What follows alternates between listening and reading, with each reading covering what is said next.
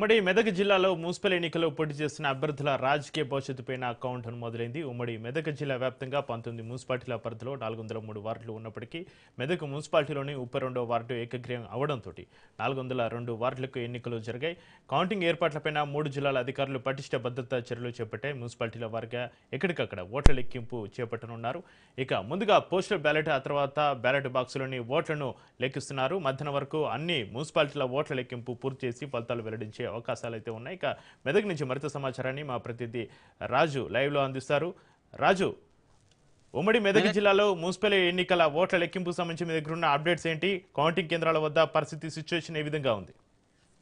మెదక్ ఉమ్మడి జిల్లా వ్యాప్తంగా సిద్దిపేట, మెదక్ తర్వాత సంగారెడ్డి జిల్లాకు సంబంధించి ఇప్పటికే కౌంటింగ్ ప్రక్రియ ప్రారంభమైంది. హోరాహోరీగా ఫలితాలు అయితే వస్తున్నాయి. ఇప్పటికీ కాంగ్రెస్ కు 3, బీఆర్ఎస్ కు 3, బీజేపీకి 1 వచ్చినట్టుగా మనకైతే సమాచారం అందుతుంది. 7 చోట్ల అయితే ఇప్పటికీ అభ్యర్థులను అయితే గెలుపు అభ్యర్థులను అయితే ప్రకటించేశారు. మిగతా ఫలితం రావాల్సి ఉంది. ఈ 11, 12 గంటల ప్రాంతంలో పూర్తి స్థాయి అంటే ఒక 70-60% ఫలితాలు వచ్చే అవకాశం ఉంది. 2 గంటల వరకు అయితే పూర్తి ఫలితాలు రానున్నాయి. ముఖ్యంగా చూసుకోవచ్చు, పటిష్టమైన భారీ బందోబస్తుతో ఇక్కడ ఏర్పాటు అయితే పూర్తి చేశారు. కానీ అభ్యర్థులు లేరు కాబట్టి, అందరూ కూడా క్యాంపులకు వెళ్లారు కాబట్టి ఇక్కడ కోలాహలం పెద్దగా లేదు. ఓన్లీ ఏజెంట్లు మాత్రమే కౌంటింగ్ కేంద్రాలకు వెళ్తున్నారు. వాళ్ళకి సంబంధించిన విజయాలు కౌంటింగ్ ఏజెంట్ల ద్వారా అభ్యర్థులకు చేరవేస్తున్నారు కాబట్టి అందరూ కూడా క్యాంపుకు వెళ్లారు కాబట్టి పెద్దగా కోలాహలం లేదు. కార్యకర్తలు కొంతమంది మాత్రమే గుమిగూడారు. పోలీసులు దానికి సంబంధించిన విషయంలో పటిష్టమైనటువంటి బందోబస్తు అయితే ఏర్పాటు చేశారు. మొత్తానికి సిద్దిపేట జిల్లాకు సంబంధించి హుస్నాబాద్ లో కాంగ్రెస్ పార్టీకి కొంత అనుకూలమైనటువంటి ఫలితాలు వస్తున్నట్టు కనిపిస్తుంది. అదేవిధంగా మిగతా 3 ప్రాంతాల్లో బీఆర్ఎస్, కాంగ్రెస్ పోటాపోటీగా ఫలితాలు వస్తున్నాయి. అదేవిధంగా సంగారెడ్డి జిల్లాకు సంబంధించి సంగారెడ్డి జిల్లాలో ఇస్నాపూర్ తర్వాత గుమ్మడిదలకు సంబంధించి 2 మున్సిపాలిటీల్లో కాంగ్రెస్ పార్టీ ముందంజలో ఉన్నట్టుగా కనిపిస్తుంది. మిగతా 3 ఏదైతే గడపోతారం తర్వాత ఇందిరేశం వీటికి సంబంధించినటువంటి విషయాల్లో ఆడ బీఆర్ఎస్ పార్టీ కొంత మెరుగైన ఫలితాలు వస్తున్నట్టుగా కనిపిస్తా ఉంది. అదేవిధంగా సంగారెడ్డి జిల్లాకు సంబంధించి సంగారెడ్డి జిల్లాలో సంగారెడ్డికి సంబంధించి సంగారెడ్డి సదాశివపేటలో అయితే బీఆర్ఎస్ కు అనుకూలంగా ఉన్నట్టు కనిపిస్తుంది. సంగారెడ్డిలో మాత్రం కాంగ్రెస్ కొంత ముందంజలో ఉన్నట్టుగా కనిపిస్తా ఉంది. అక్కడ కూడా హోరాహోరీ ఫలితాలు రానున్నాయి. అదేవిధంగా కోహీర్ తర్వాత ఆందోళ్, నారాయణఖేడ్ ఈ 3 ప్రాంతాల్లో కూడా ఆడ కాంగ్రెస్ కు అనుకూలంగా ఉండే అవకాశం కనిపిస్తా ఉంది. అటు జహీరాబాద్ లో అయితే హోరాహోరీ అయితే కొనసాగుతున్నట్టుగా కనిపిస్తా ఉంది. మిగతాకు సంబంధించి మెదక్ వర్సెస్ కాంగ్రెస్ పోటాపోటీగా ఇప్పటికీ 3 ఫలితాలు వచ్చేసాయి. అదేవిధంగా మెదక్ సంబంధించి మెదక్ లో ఇప్పటికైతే ఫలితాలు రాలేదు, కానీ అక్కడ కూడా పోటీ హోరాహోరీగా ఉండే అవకాశం ఉంది. రామాయణపేటలో మాత్రం బీఆర్ఎస్ అనుకూలంగా ఒక 2 ఫలితాలు అయితే వచ్చాయి. అదేవిధంగా తూప్రాన్కి సంబంధించి తూప్రాన్లో కూడా అటు కాంగ్రెస్ బీఆర్ఎస్ పోటాపోటీ ఉంటుంది. ఇవన్నిట్లలో కూడా కొద్దిగా మెజార్టీ స్థానాలు, కొన్ని స్థానాలు బీజేపీ గెలిచే అవకాశం కూడా ఉంది. ఇప్పటికే 1-2 స్థానాలు బీజేపీ జిల్లాలో, ఉమ్మడి జిల్లాలో 2 స్థానాలు అయితే బీజేపీ గెలిచింది. అయితే మొత్తం ఓవరాల్ గా చూసుకుంటే ఈసారి అటు బీజేపీకి తర్వాత ఇండిపెండెంట్లకు అయితే ఖచ్చితంగా మంచి అది ఉండబోతుంది. ఎందుకంటే వాళ్ళందరినీ కూడా రాత్రే క్యాంపులకు తరలించారు. వాళ్ళకు కూడా పటిష్టమైనటువంటి బందోబస్తు మధ్య అంటే పార్టీకి సంబంధించినటువంటి విషయంలో వాళ్ళందరినీ ఒక దగ్గర ఉంచి కాపాడుకోవాల్సిన పరిస్థితి అయితే ఏర్పడ్డది. ఇప్పుడు అటు ఇండిపెండెంట్లు తర్వాత ఇటు బీజేపీ అభ్యర్థులే కీలకం కానున్నారు ఈ మున్సిపల్ చైర్మన్ల ఎన్నికలు. కాబట్టి సిద్దిపేట జిల్లాకు సంబంధించి కాంగ్రెస్ వర్సెస్ బీజేపీ ఉండనుంది. తర్వాత మెదక్ సంబంధించి కాంగ్రెస్ ఉండనుంది. అదేవిధంగా సంగారెడ్డి జిల్లాకు సంబంధించి కొంత కాంగ్రెస్ కు మెరుగైన ఫలితాలు వచ్చే అవకాశం ఉంది. ఇప్పటికే పటిష్టమైన బందోబస్తు మధ్య ఫలితాలు కూడా వెలువడుతున్నాయి. మరికొద్ది సేపట్లో మరిన్ని ఫలితాలు వచ్చే అవకాశం ఉంది. దానికి సంబంధించి చైర్మన్లకు సంబంధించిన విషయంలో ఇప్పటికే ప్రధాన పార్టీలు 3 కాంగ్రెస్, బీజేపీ, బీఆర్ఎస్ చాలా ప్రతిష్టాత్మకంగా తీసుకున్నాయి మెదక్ ఉమ్మడి జిల్లాకు సంబంధించి. ఎందుకంటే ఇక్కడ బీఆర్ఎస్ పార్టీ బలమైన పార్టీగా ఉంది. మాజీ సీఎం కేసీఆర్, హరీష్ రావు, అదేవిధంగా జిల్లాలో కాంగ్రెస్ పార్టీ సంబంధించి జగ్గారెడ్డి, దామోదర్ రాజనరసింహ కూడా చాలా ప్రతిష్టాత్మకంగా తీసుకున్నారు. ఎందుకంటే ఇక్కడ గెలిచి తర్వాత గెలిచి రచ్చగెలిచాలనే ఆలోచనతోని అటు కాంగ్రెస్ పార్టీ నాయకులు కానీ ఇటు బీఆర్ఎస్ నాయకులు కానీ చాలా ప్రతిష్టాత్మకంగా తీసుకొని ఎన్నికలకు పోయినట్టుగా మనకైతే ఖచ్చితంగా కనిపించింది. కాబట్టే ఈ ఎలక్షన్లకు సంబంధించినటువంటి విషయంలో ఏదైతే ఫలితాలు రాకముందే ఎలక్షన్లు పూర్తయిన వెంటనే ఆ రోజు సాయంత్రం 5 గంటలకి అందరినీ కూడా అటు BRS party, Congress party, BJP party అభ్యర్థుల్ని అందరినీ కూడా క్యాంపులకు తరలించాలంటేనే మనం అర్థం చేసుకోవచ్చు ఈడ రాజకీయం ఏ విధంగా ఉండబోతుందో. కాబట్టి చైర్మన్ ఎన్నికల్లో కూడా అదే విధంగా ఉండబోతుంది. ఎట్టి పరిస్థితుల్లో మేమంటే మేము అన్నట్టుగానే ఆ పోటాపోటీగా వాళ్ళు క్యాంపులకు తరలించిన పరిస్థితి కనిపిస్తుంది. ఇక్కడ ఇండిపెండెంట్లు కాబట్టి ఇండిపెండెంట్ కూడా కీలకం కానున్నారు.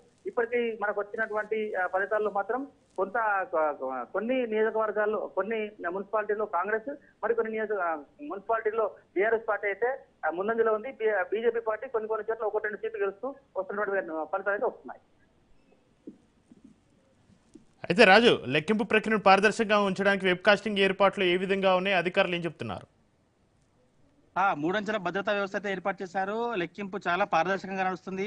ఒక్కరిని మాత్రమే ఏజెంట్ తీసుకుని వెళ్ళి లెక్కింపు ప్రక్రియ అయితే లోపల లెక్కింపు ప్రక్రియ అయితే చేస్తున్నారు. మొత్తానికి వెబ్ కాస్టింగ్ ద్వారా, పూర్తిగా వెబ్ కాస్టింగ్ ద్వారానే లెక్కింపు కొనసాగుతుంది. ఎట్టి పరిస్థితుల్లో ఇంట్లో వేరే ఇతర దానికి అవకాశం లేకుండా ఖచ్చితంగా పారదర్శకంగా ఉండే విధంగానే అధికారులంతా కూడా ఏర్పాట్లు చేశారు. పటిష్టమైన బందోబస్తు మధ్య లెక్కింపు అయితే కొనసాగుతుంది.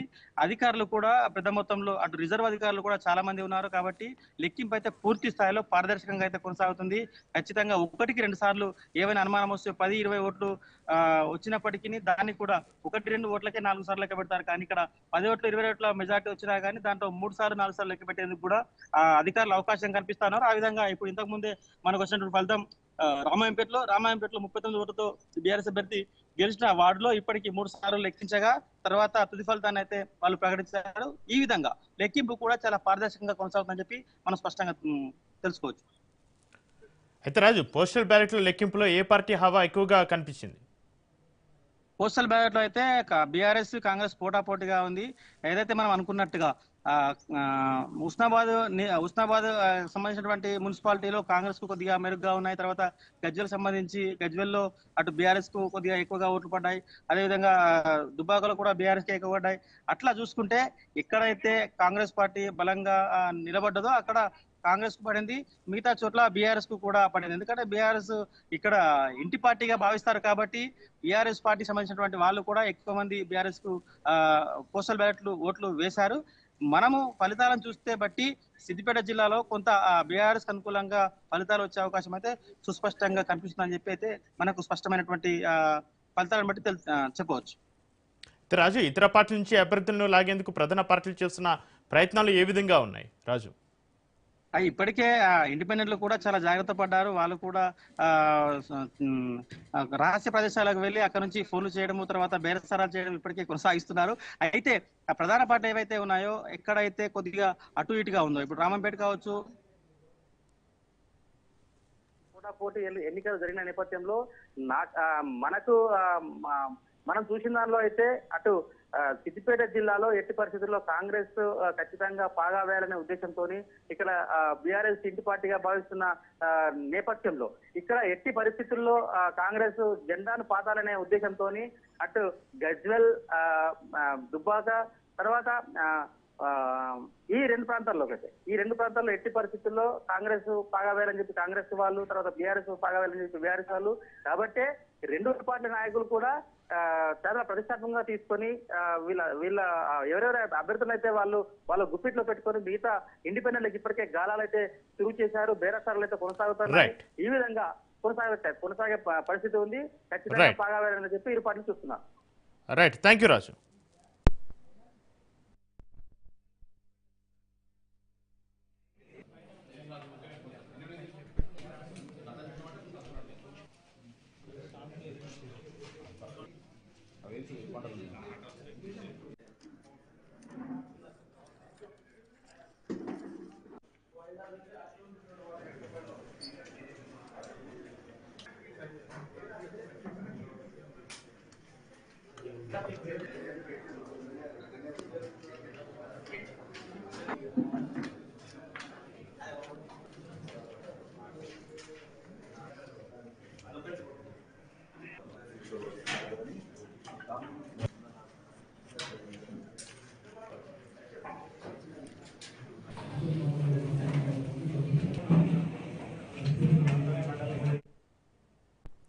ఇవి ఇప్పటివరకు నా అప్డేట్ చూస్తూనే ఉండండి రాజ్ న్యూస్.